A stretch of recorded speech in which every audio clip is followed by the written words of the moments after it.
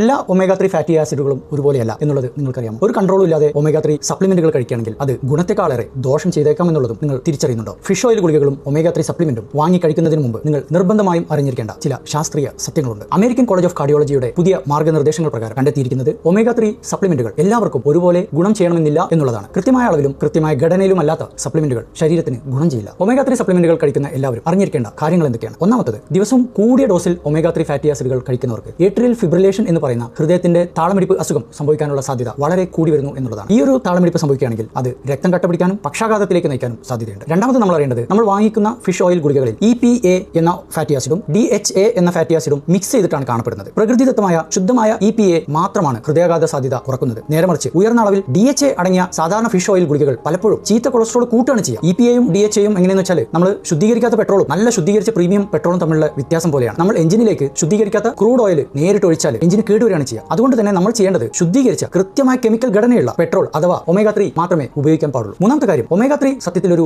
ചെറിയ രൂപത്തിലുള്ള ബ്ലഡ് തിന്നറാണ്. രക്തത്തിന്റെ കട്ടി കുറക്കുന്നുണ്ട്. അപ്പോൾ എന്താ സംഭവിക്കുന്നത് വെച്ചാൽ ഹൃദ്രോഗമുള്ളവരും പക്ഷാഘാതം വന്നവരൊക്കെ ആദ്യമേ തന്നെ ആസ്പിരിൻ പോലുള്ള രക്തം കട്ടി കുറക്കുന്ന ഗുളികൾ കഴിക്കുന്നുണ്ടാവും. അവർ ഒമേഗ 3 ഇതിന്റെ കൂടെ ഉപയോഗിക്കുമ്പോൾ ബ്ലീഡിങ്ങിനുള്ള സാധ്യത ഇരട്ടിയാവുകയാണ്. നാലാമത്തെ കാര്യം, ഫിഷ് ഓയിൽ ഗുളികൾ വളരെ പെട്ടെന്ന് കേടാകുന്ന ഒന്നാണ്. വിപണിയിലൊക്കെ കിട്ടുന്ന പല വില കുറഞ്ഞ സപ്ലിമെന്റുകൾ കൃത്യമായ ടെമ്പറേച്ചറിലല്ല സൂക്ഷിക്കുക. വെളിച്ചവും ചൂടൊക്കെ തട്ടുമ്പോൾ ഫിഷ് ഓയിലുള്ള പോളി അൺസാച്ചുറേറ്റഡ് കൊഴുപ്പുകൾ കേടുവരികയാണ്. ഇങ്ങനെ ഓക്സിഡേഷൻ സംഭവിക്കുന്ന ഫിഷ് ഓയിൽ കഴിക്കുമ്പോൾ അത് ശരീരത്തിൽ വീണ്ടും കേടുണ്ടാക്കുന്നു, രക്തധമനികളിൽ നീർക്കെട്ടുണ്ടാക്കുന്നു. ഇത് ഗുണത്തിന് പകരം ദോഷമാണ് ചെയ്യുക. അഞ്ചാമത്തെ കാര്യം, ഭക്ഷണത്തിലൂടെ ഒമേഗ 3 നമുക്ക് കിട്ടാറുണ്ട്. ഇങ്ങനെയുള്ള ഒമേഗ 3 ആണ് ശരീരത്തിന് ഏറ്റവും നന്നായിട്ട് ആഗിരണം ചെയ്യാൻ സാധിക്കുക. ഇപ്പോൾ മത്തി, അയല, ട്യൂണ ഇങ്ങനെയൊക്കെയുള്ള കൊഴുപ്പുള്ള മത്സ്യങ്ങളിൽ ഒമേഗ 3ന്റെ കൂടെ നല്ല ഗുണമുള്ള പ്രോട്ടീനുകളുണ്ട്, സെലീനിയം, വൈറ്റമിൻ ഡി തുടങ്ങിയ മൈക്രോ ന്യൂട്രിയൻസ് ഉണ്ട്. ഇതൊരു പോഷകങ്ങളുടെ മിക്സ് ആണ്. ഈ മിക്സ് സപ്ലിമെന്റ് കഴിച്ചാൽ കിട്ടൂല. ഹൃദ്രോഗമില്ലാത്ത സാധാരണ ആളുകൾ ഹൃദയാരോഗ്യം നിലനിർത്താനാണ് ഉദ്ദേശിക്കുന്നതെങ്കിൽ ആഴ്ചയിൽ 2 തവണ മത്സ്യം കഴിക്കുന്നത് തന്നെയാണ് ഏറ്റവും നല്ലത്, സപ്ലിമെന്റ് കഴിക്കുന്നതല്ല. ആറാമത്തെ കാര്യം, ഈ സപ്ലിമെന്റുകൾ എപ്പോഴാണ് കഴിക്കേണ്ടത് എന്നുള്ളതിന് സത്യത്തിൽ കൃത്യമായ റൂളുകളുണ്ട്. ഒരു വ്യക്തിയുടെ രക്തത്തിലെ ട്രൈഗ്ലിസറൈഡിന്റെ അളവ് 500-ൽ കൂടുതലാകുമ്പോൾ പാൻക്രിയാറ്റൈറ്റിസ് എന്നൊക്കെ പറയുന്ന അസുഖം വരാനുള്ള സാധ്യത കൂടുതലാണ്. ഇങ്ങനെയുള്ള സാഹചര്യങ്ങളിൽ ഇത് തടയാനായിട്ട് മെഡിക്കൽ